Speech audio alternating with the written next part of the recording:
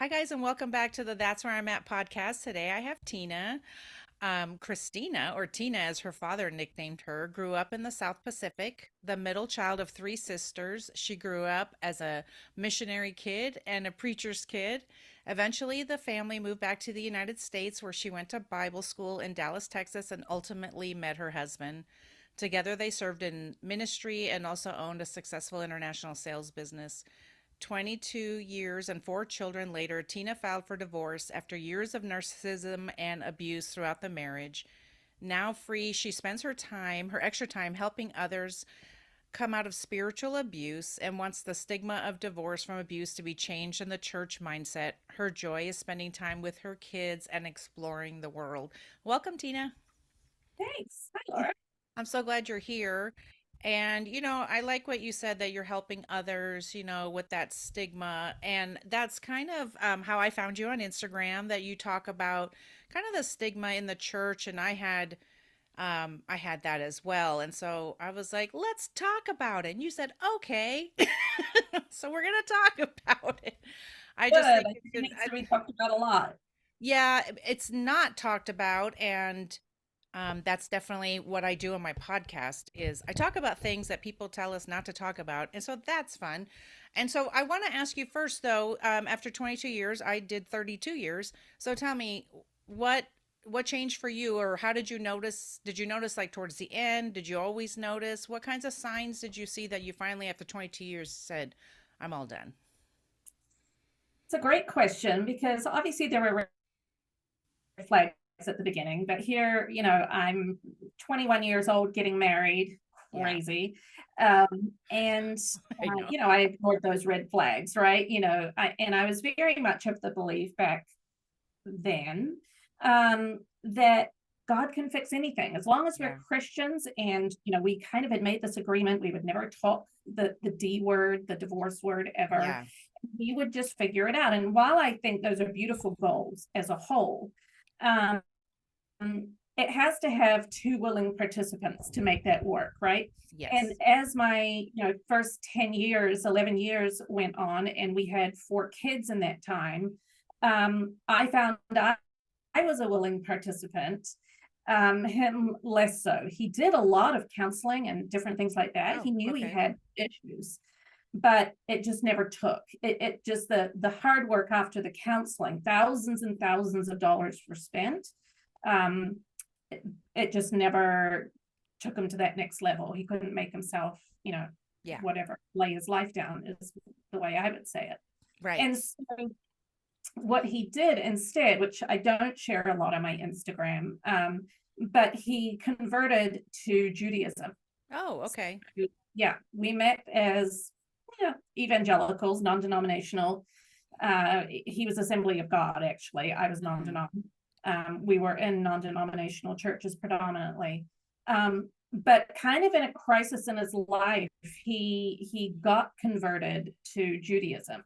And so that's kind of when, for me, I started noticing some huge changes because he went into what I would consider as legalism from someone who Okay. believed in the New Testament and that we were free from the law. He all of a sudden went back into the law. Right. And so as a family, then we were bound to him in that way. And we spent an awful lot of time doing all the Jewish things. And it just became more and more controlling, more and more legalistic. It broke me down in every level, and I experienced more abuse when he converted that way than in the previous years before. And so yeah, And it was a tricky journey. do you feel like So, he used kind of the I have to comment on the religion, not necessarily Judaism, but do you feel like he used kind of his spiritual abuse as a real thing, that people use the Bible against you, abusers will use anything they can, but do you feel like because it had some legalistic practices in comparison to us being evangelical Christians, maybe not going with the law, do you feel like he used that against you to say like these are things we have to do?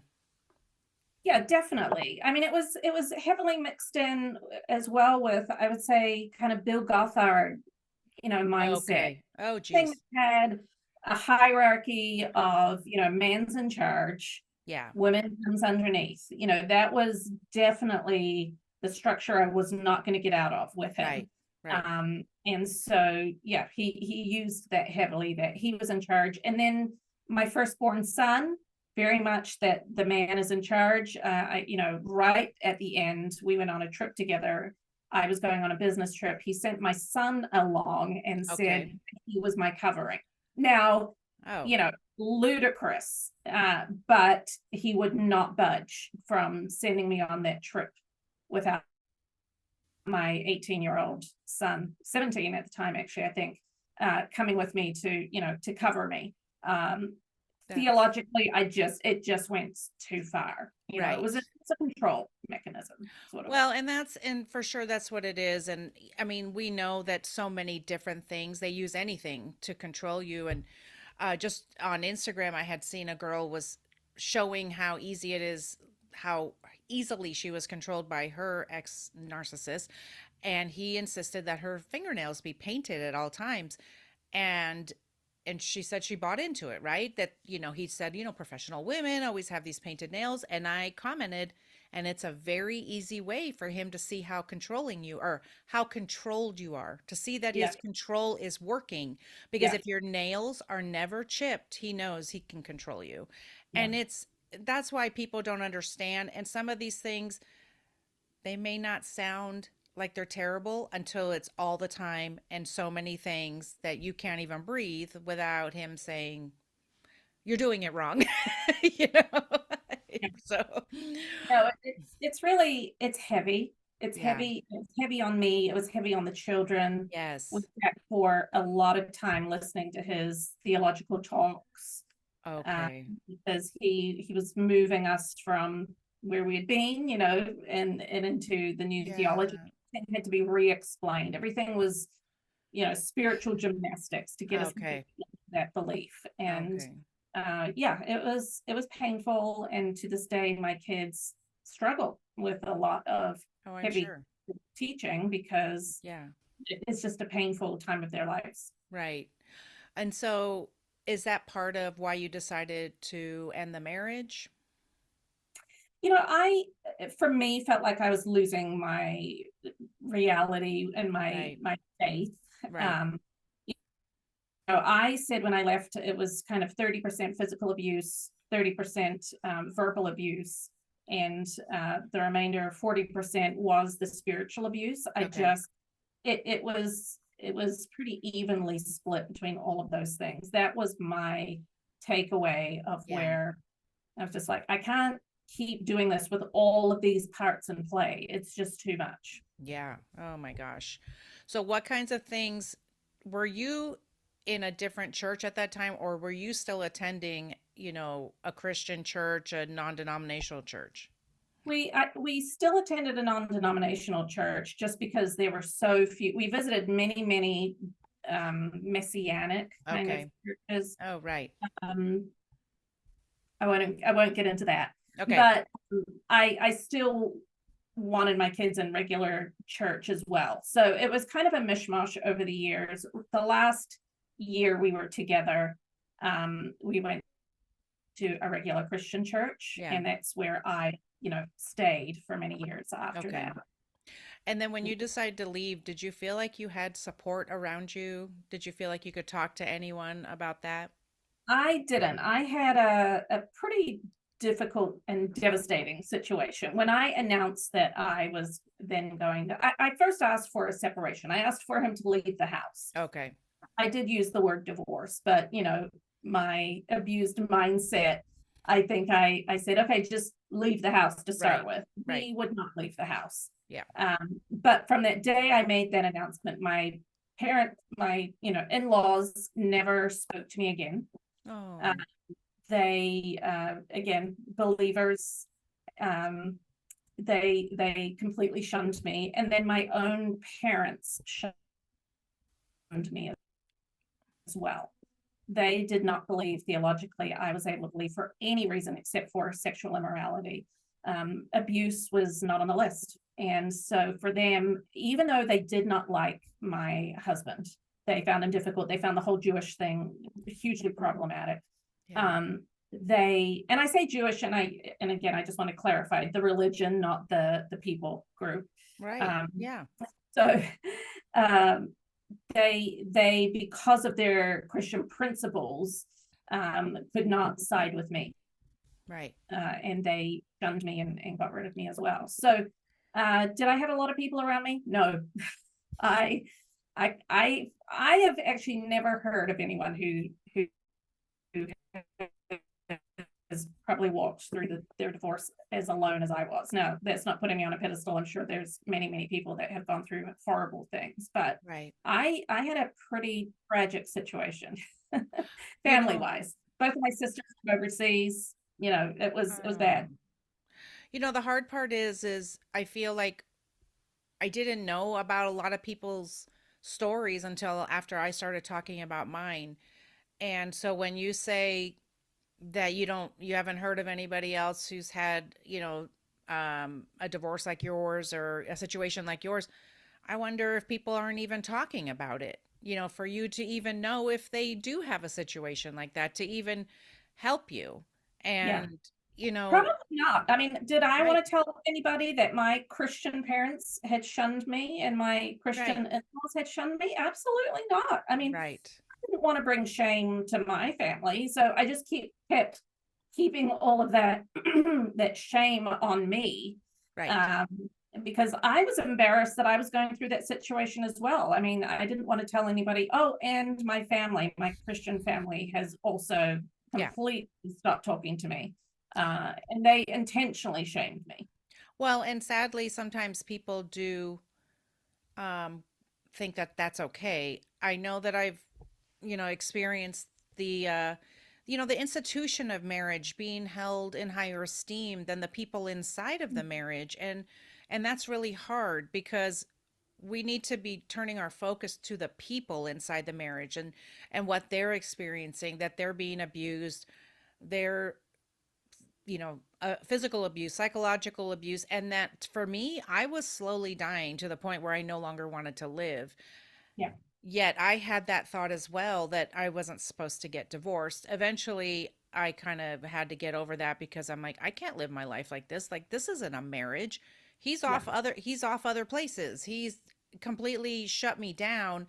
And when you break it down, was he even, and he wasn't even a Christian, but was he being a good husband in any way, shape, or form if he is not even acknowledging that I even really exist anymore? What kind of a husband is that? So that was something I had heard. We always hear the thing about God hates divorce, right? yeah. We do hear that. It's held against a lot of people. And so as I was looking into our discussion, Dr. David Clark, he's a Christian psychologist, talks about, in principle, God hates divorce, but he hates abuse worse. Yeah. He allows divorce for abuse. In fact, the scripture God hates divorce is centered around when men were abusing women and that Yeah. they were divorcing them for no good reasons. And that's why it was said, God hates divorce. Stop divorcing your wives for nothing. Yeah. And we see how often in the Bible they were just abandoned and all these things. There's many biblical reasons to get divorced. And we're not here to promote that. What we're saying is no one should be sitting in abuse and wondering, will God still love me? Will God forgive me? Will God anything? When you are sitting in abuse, do you think that the abuse is more important than you? And it's not. God loves you more, than the Yeah. abuse. So, Yeah. I mean, look, I always tell people I'm so for restoration and healthy families.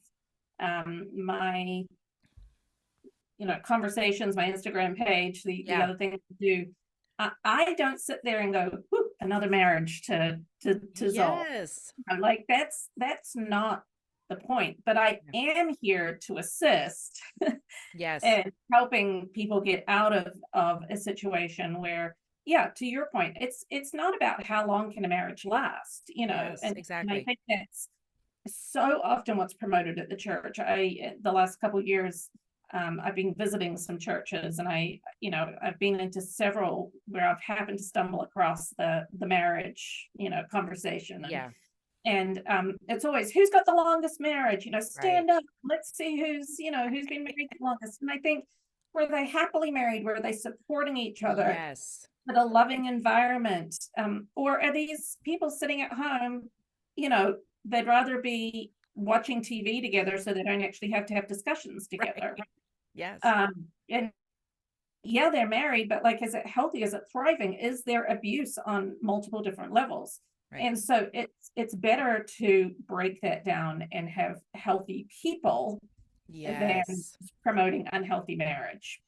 I like that about having healthy people. And I think you and I had talked about how in churches we often see double the amount of women's studies, right? Compared to men's studies, right? Yeah. Um, and we often see, well, and my experience has been that too. You often see a lot of women's Bible studies and all these kinds of things, how to be a good wife, how to be a good mother, all these things, and not as many for men. And then also you have these marriage conferences too. And the thing is that I have learned is that 25% of Christian women are sitting in abuse.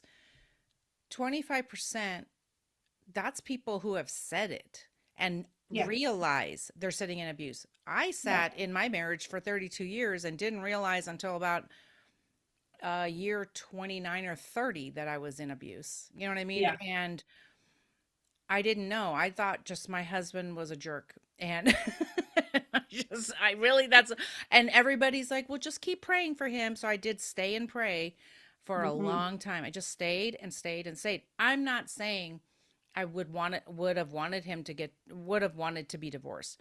I never thought I would be divorced.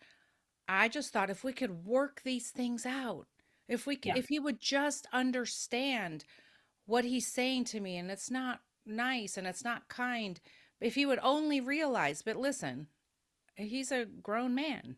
You Hmm. think he doesn't understand? He understood what he was Yeah. doing. And when I finally realized that is when I became okay with the fact that I had to end my marriage because I don't think I was going to be alive any longer. I was so sad. I was so depressed Yeah. being in I that mean, place. I don't know if we hope they understand, right? We think we've Right. explained it enough, and we've shared enough, and we've cried enough, and they've heard enough sermons and all of that kind of stuff. But Yes. here's the thing about narcissists: they don't actually get it. They have an inability to change. They don't experience empathy. I Yes. think without empathy, you almost can't get anything, right? Right. That's the caring for each other, carrying each other's burdens, Yes. Yes. um, actually having compassion. Multiple fruits of the spirit, I think, are bundled up in empathy, right? And since a narcissist has no empathy, there's an inability to change. Yes. Even if we think it's being laid out logically, and they can go to therapy or whatever, if someone is not recognizing that they have a problem, Yes. and or the pride and ego so big, which we know narcissism comes out of that, right? Someone who can't stop looking at their own reflection, admiring Yes. themselves. um so even that, I kind of give narcissists grace Okay. in the sense that they're handicapped in some ways. Right. It's a character emotional handicap, but it's a handicap, and in that way, I wanted free women sooner. Yes. Again, getting back to that thing, how long can I stay in this marriage? I want to free women sooner so they can recognize it faster and understand that this won't change. Ooh, I need to get out. I can fix this quickly. I can not have any more kids with this guy, or Yes. I can Yes. protect my children. There's multiple things that's why I speak out. It's so important to get that message across.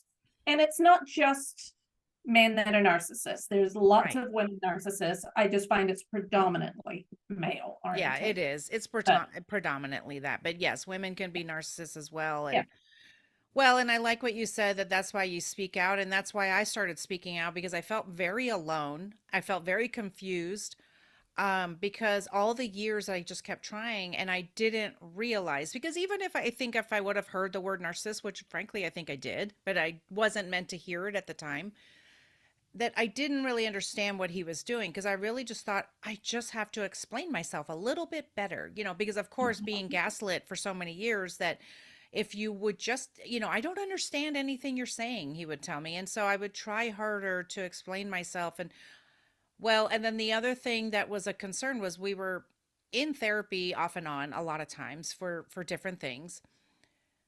But the domestic violence hotline in America does not recommend that, because unfortunately sometimes they can be manipulative. And when you have that kind of usually in abuse, they are more controlling, that kind of thing. It can get dangerous. For me, I ended up getting gaslit by our therapist, who said that he was very handsome, and what did I have to complain about? And because, yeah. And oh, so I know, I'm telling you, like when I think back, I'm like, I just even couldn't believe it. And by that point though, I thought I'm done. Like I'm completely done. Like she just put the nail in the coffin, because if he can charm her, like there was no winning anything. And I was sitting there going, and he would literally stand up from therapy and leave, and then go off and do whatever he wanted to do with whoever he wanted to do.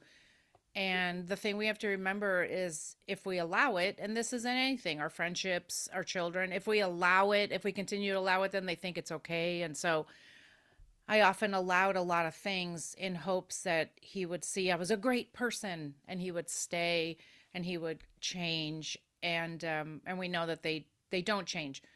He would often tell me that there was nothing to change, right? And so they don't think that there's anything to work on, and that's part of the issue.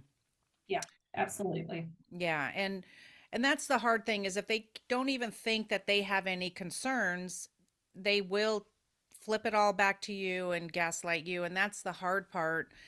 And why I felt so alone for so long. And one of the things that Dr. David Clark was talking about is all these things. It's like, you know, these are not the things that we had that our ex-husbands did to us are not okay, and actually biblically grounds for us to leave. That they just were like, I'm just gonna, I'm dissatisfied with you. I'm gonna mistreat you. That's biblical. That's in the Bible. That's in Deuteronomy, where Yeah. men were doing that.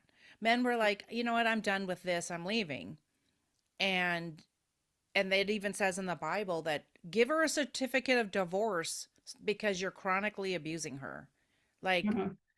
and it's just, to me, it makes me sad, because I know I have a friend who went to our pastor. Well, he was my pastor at one point, and she said, I'm leaving my husband, and he's been psychologically abusing me for years. And he said, you don't have grounds for divorce because he's not hitting you. And she said, well, I'm leaving anyway. And he said, well, you're in luck, because God will still forgive you and you can repent. And that was the most disturbing thing to me, just Yeah. because she's not being hit. When in the Bible, I couldn't even write all the scriptures. I started to write them, and I'm like, okay, I get it. There's a million scriptures. Dr. David Clark is amazing. He talks about it all the time, because he's a Christian psychologist, and he writes books about this kind of stuff. He has a great book called I Didn't Want a Divorce. Now What? You know what I mean? He talks about that, because there's women like us who didn't want to get divorced, but now we're stuck in that. So, oh my gosh. So what kinds of things, once you got a divorce, did you do to heal, and what do you think helped you? I didn't heal immediately, to be No, honest. no. I spent I can imagine. No. years and years and years actually still being psychologically abused by my ex Okay. then. And I think that was because we shared custody of our children. Yeah. would have loved to have had 100% custody. I was very much bullied into 50-50. Okay. Um, again, healthy me wishes I could go back and change a lot of things, but Yes. you can't. I was doing the best I could at the time. So, the first 3 years, 3-4 years, I was hanging on by my fingernails. I don't even know if I was healing. I mean, I'm sure I was, but I focused less on me and more on my kids. I think they were under 18. My oldest, by the time the divorce came through, he was 18, so he no longer fit into the parenting plan that was given by the Okay. state. Mm-hmm. He actually exclusively went off with his dad and never to come back, actually, which is really Oh, my other three. Because of that, my other three, then the younger ones, I really, really spent a considerable amount of time and most of my money, honestly, in parenting them. I didn't work. I stayed yeah. home. I had an eBay business that I ran, but my biggest concern was finishing parenting them well. Yes. And I attempted to do that. So at the 5-year mark, my ex-husband then got remarried, and that made a huge difference. Once he didn't have Because he had somebody else to he focus had on. new supply. And while it broke my heart, I Yes. mean, it was night and day difference of what I was experiencing. So once that happened, I think the healing started. Yeah. And my kids were 5 years older.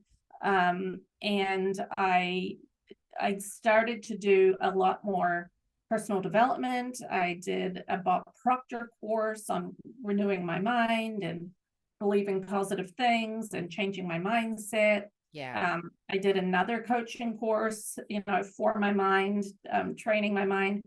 I knew I needed to change my DNA. And I say that because my DNA was one that sucked in all that abuse. I was and still am, but an empath. And I just took so much on board.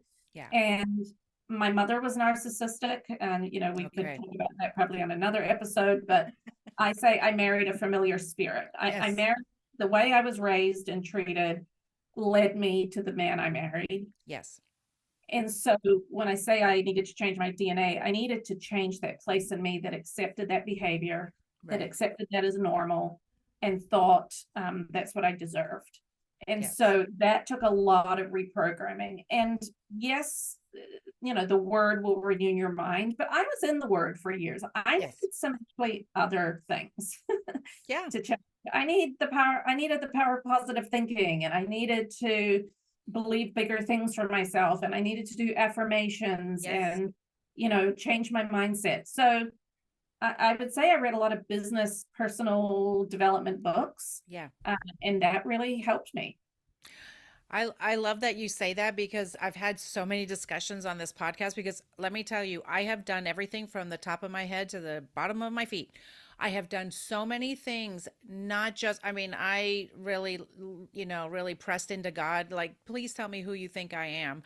Like, I know Yeah. you told me before, but start telling me more. And I kind of lived off of that. I lived off the scriptures, like, He will never leave you or forsake you, those kinds of things to remind me that God was there for me. But I started doing holistic healing, talking to coaches, really focusing on my business, like you said, because you want to start dreaming again, don't you? And that's how I was starting to feel. Yeah. People don't realize, and I don't know if you were in this situation, but I was not really allowed to do anything. Like, He didn't want me, and they don't want you bigger than they are, more So that's right. successful. Absolutely not. No, I and would, to that point, I would say to him for years before I finally left, I'd be like, you are 1,000-watt light bulb, yeah, and I'm a 200-watt light bulb, and you will not dim yourself to allow me to shine. And I yeah, said, so my whole life, I'm living being outshone by you on every dimension, and it makes me feel, weak and yeah. unloved and invaluable. Um, and so that was, yeah, the big, to your point, they have to be the biggest, the brightest, the front and center of everything. And the hard part is, and this is part of the manipulation. So if this is happening to you, please hear us, that in therapy, when we would go, I would say, like, he doesn't support me with, I wanted to change careers. And in 2020, when the shutdown, I decided to no longer be a speech therapist. My mom had passed away, things like that. And he's like, I fully support her in therapy. He told me this. And he told the therapist, because I really wanted someone else to hear it. Yes, she can start her own business, all those things. And when I did at home, he would just bully me. Like, you need to make more money. You need to get a better job, all these things. And I would like try to make more money and do better things. And it was never good enough because it's never good enough. And Yeah. so they will often talk out both sides of their mouth. Really, at home, they're going to abuse you. And while in public, they maybe will tell other people, she's great. I'm so proud of her and her business. And then I'm like, really? Because at home, you don't tell me that. And so that was Yeah. one of the things I actually, that was, I hired my friend who's a wellness coach, and I asked her, I said, I don't know what this means, but this is what's in my heart. I want to dream again. I don't know what that Mhm. means. And she said, okay. And she actually helped me dream up the podcast. It was something that came out of that. But there's such a deep desire because you're so oppressed, right? That you don't have any, you don't want to dream. Did you feel like that when you were going through all these business, books and all these things, that you felt like, I want to dream again and do something else? Definitely. I mean, I was a little lost, I have to say, Oh yeah, for sure. Yeah. get married at 21. I did not go to college. I Yeah. did a lot of business things, but um, we ended up having a business together Okay. for 20 years. And Okay. that was tricky because when Yeah. he, finally got out of here, he pushed me out of the business and bought me out and undervalued it and gave me, much less for the business than what it deserved, what it, was worth. Yeah. So it left me in a very lost place. So I've had to spend a lot of time dreaming about what I want, what do I expect out of life. And Yeah. honestly, it hasn't come quickly. It's been a Right. journey. And I've ended up in sales. Which I enjoy, and I've ended up meeting a lot of different people and doing a lot of different things. Um, but yeah, it's, to dream is to have your life back, and Yes. that's a beautiful thing. I want to ask you if you felt like I did, that after once you were out of the house and really under the constant abuse, if you felt like you started to get clarity, even if you didn't know exactly what that meant. There were days where I was like, oh, I feel like I can actually think and make decisions. And they weren't always easy decisions. I know that I really ignorantly thought, I'm going to get rid of the problem and then things are going to be great. what a what a farce that was, and so that's why I started doing this podcast. I'm like, oh, that's not what happens. No, I'm 18 months out. I'm still healing. He's already moved on. He's got remarried, and yeah, and I'm over here. That's the problem. Narcissists find their new supply. Yeah, And yeah. victims of narcissists find themselves. That's That's what we do. right. And that's, people post that a lot, but it's never have there been truer words. And, Yes. when you've stayed together with the spouse, decades, as we both did, you don't even realize what an abused mindset you're living in. Yes. It's been, I tell people it was death by 1,000 paper cuts, right? It's It's true. it's just painful enough that you notice it, but it's not enough that you've gone to the hospital, or Right. that you've told a lot of people about it. It's Right. terrible at that moment, right? It's just happening layer upon layer, and then that creates a whole crusted mindset. And Yeah. as I was getting out of my marriage, oh man, I was so unclear in my thinking. Yes. And this happens to a lot of women as well from narcissists. They'll say, you're losing your mind, you don't remember stuff, you don't Right. remember it the way that it actually happened. And then he would tell the kids, your mom's losing her mind. I I mean, hated that when I found that that was out. repeated Oh, hundreds. Yeah, that was repeated hundreds of times to my children. And then I started thinking, my yes. mother actually has Alzheimer's, right? So, Yes. I started thinking, what is happening to me? Um, Right. Clarity actually takes a long time to come, I believe. Yes. It takes, that has to lift and dissipate off you, and you walk into clarity. Yes.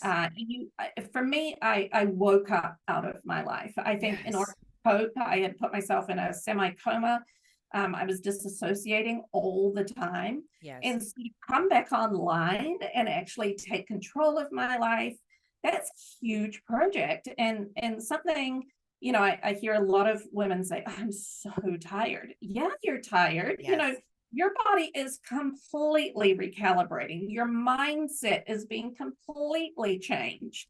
Yeah. All of a sudden, you've got freedom. You've got liberty to look at life the way it exactly is. And life is life. Life doesn't quit. I mean, Right. to your Right. it's not all sunshine and kittens on the other side. I mean, you're Right. dealing with a lot of stuff and trying to heal at the same time. So, my thing for women is give yourself so much grace.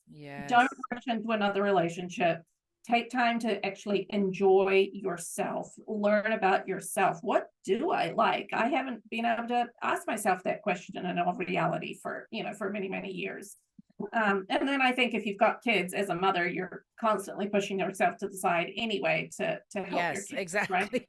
I mean, we really do have that issue, and then it's not helped sometimes in certain circles that you run, or um, like say a church culture or something like that. But that was, I do have grown children, and I went full no contact immediately, and because I knew I didn't want to find out about the next person, Yeah. which I knew was going to happen. And actually, they were together immediately and introduced her to my children. Like, oh, them's fighting words. I mean, that Yeah. it's just really, it was hard, but my kids, respected I was going to go no contact. I didn't want to know about dad, and that was hard, but now we all talk about it. And two of them just don't have a relationship with him anymore because as 30 and 28-year olds, they just see him as the man he is now rather than their dad, and they're like, who is this guy? They don't know who he is. And that's the thing I think women don't realize when you are in abuse. I think we were protecting him. I'm sure you may have been doing that as well, protecting his image, um Mhm. maybe not telling certain stories so they didn't look bad and your marriage didn't sound terrible. I know I was doing that. And so I did ask the kids at one point, what's it like hanging out with dad? This is when they were still speaking to him. What's it like hanging out with him without me? Because I feel like I was a buffer. And they go, yeah, you really were, because he doesn't even know how to talk to us, anything. Yeah. No, It's I mean, my ex, it doesn't know how to plan anything. He doesn't know how to, yeah, right. do anything to put life together, right? I mean, the moment I finally got away from him, I mean, he immediately hired a housekeeper and hired someone to clean the house. So someone did all of his laundry, someone did his cooking, Oh and my someone did his gosh. cleaning. So, I mean, he had the money to do that, right? But Right. boom, boom, I was replaced. It Yeah. still didn't make him a better parent. He still was selfish No. enough to always want to be on the phone or taking trips. I mean, any week that he didn't have the kids, Yeah. he was in the town. He never handled a crisis. He never took them to get a haircut or the Yeah. dentist or, some of the bigger things. When my kid's car would break down on the side of the highway, he was out of town. I was the one, Yeah, taking you're the care one. of it.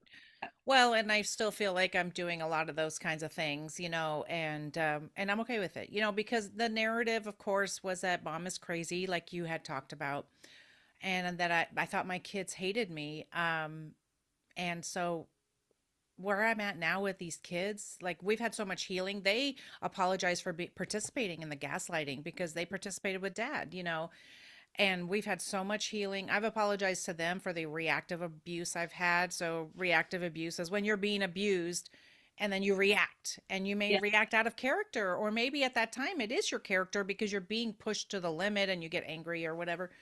And I just know that I was very frustrated, very sad. I think I had postpartum depression on top of, but who knows if I did or if I was just being manipulated and abused to the point where I thought I had postpartum depression, because he did tell me, well, you wanted this life, so you're going to mm, have to figure out how to manage your time. And I was like, well, I just need help with the baby. Well, you wanted it, so you're going to have to figure it out, kind of thing. I know.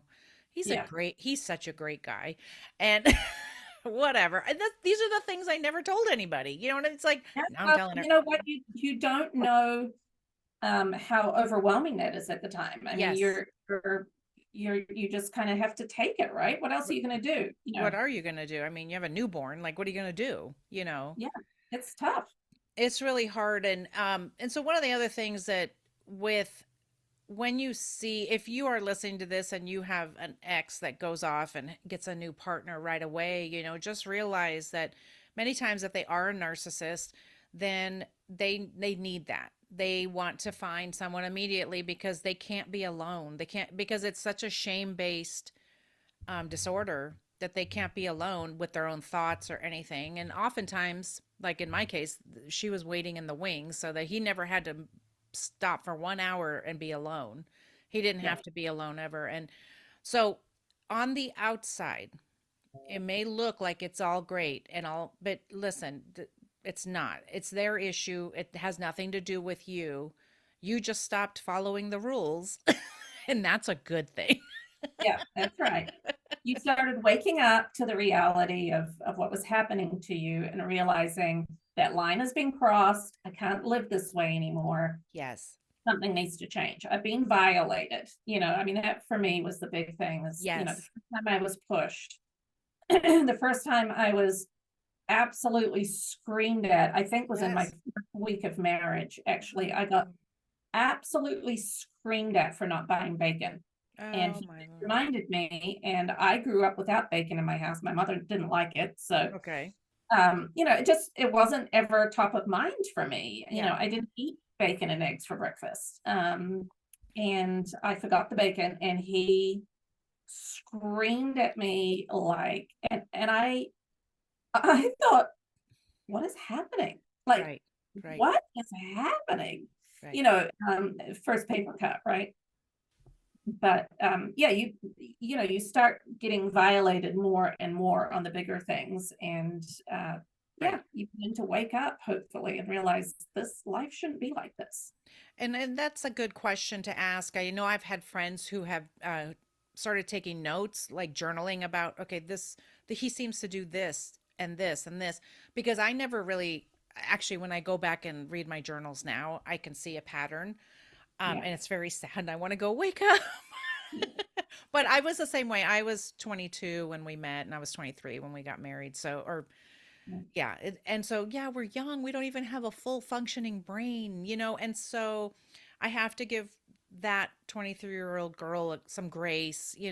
She just wanted to be loved. I understand that. I look back at that young Laura, and I know I've done a lot. I've done some inner child work. I know why I chose him. And I yeah. just wanted to be loved. And so I get it. And we have to give ourselves grace on that for sure. And also give ourselves grace for the time it's taking to heal. There is no time frame on that. The other thing that I think, I don't know if you experience this, is the trauma bond, and almost being like you love him and you hate him kind of all in one breath, and how that feels in your body. Did you experience that?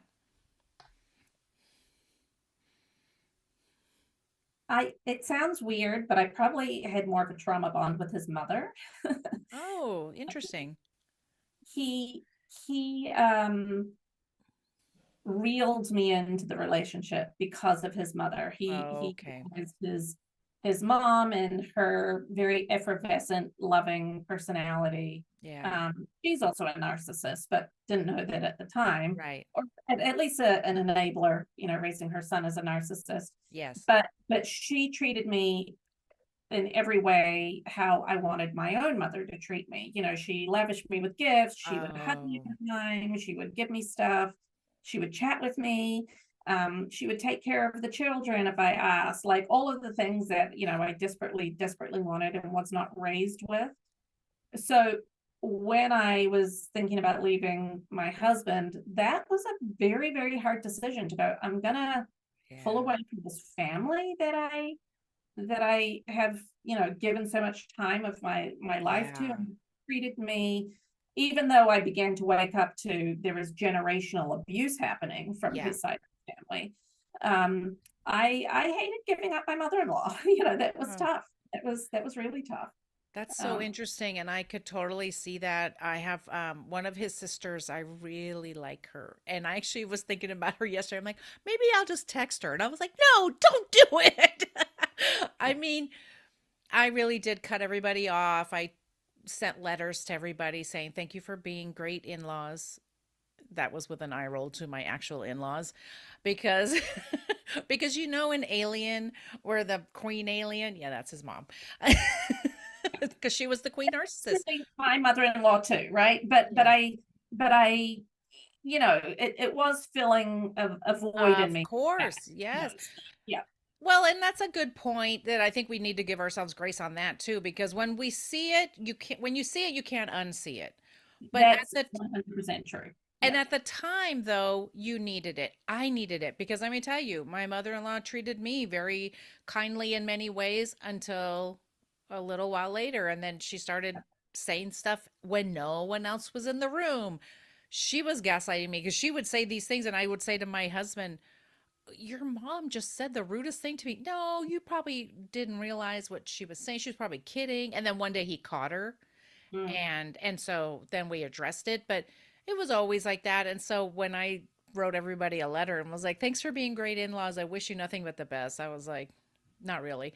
And then and then she sent a letter back.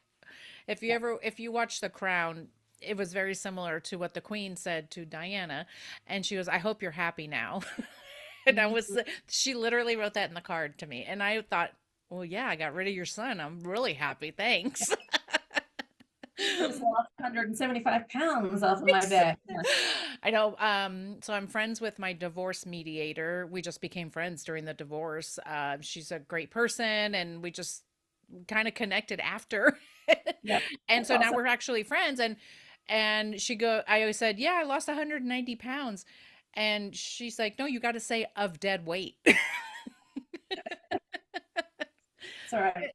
It's so true. Anyway, gosh, we got off on some tangents, but these are good things to talk about because healing is not linear. That's Oh, for it's sure. not. It's going to Yeah. take some time, but I really like the things you talk about on your Instagram, and I know that you talk to people in your DMs and stuff, and I really appreciate you really talking about it. And so I want to encourage people to really talk about these things and don't just maybe do a little bit of research, right? Like the things about a Christian marriage and that God hates divorce, and a lot of places were stopping there. And I was like, but I think there's more to it, and I'm not going to live my life in shame because one scripture, we can't take one scripture out of context anyway. We shouldn't be doing that. We should be reading the Bible if that's what we believe, and and really thinking about it and talking about it because it was hard. And then that I've just come across some things. One of the things for me, and maybe you can speak about this, we don't have to go too far into it, but one of the things I've had a hard time with is forgiveness.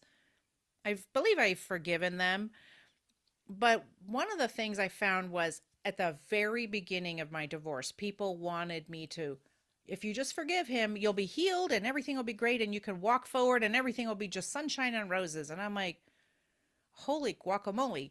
Forgiveness is a big thing. And Mm. forgiveness after abuse could be even bigger for some people. It may or may not happen. And if you want it to happen, great, because it's for us, it's not for them. You never have to say that you forgive them, or you don't have to forget. And you sure don't have to reconcile if you don't want to. Um, for me, I feel like it's going to take a lot of times forgiving and on my knees, maybe at the altar, those kinds of things. And so how have you dealt with that? It's a great question because it's a moving target, right? Yeah. You're to your point. I mean, have I forgiven him? I can unequivocally say yes. Okay. Do I work out my forgiveness still daily? Yes. Yes. I love it. Because I'm going to say in my heart I've forgiven him because I make that declaration and I choose with everybody to walk in forgiveness. I have instituted boundaries. I have decided that I'm going to tell the truth.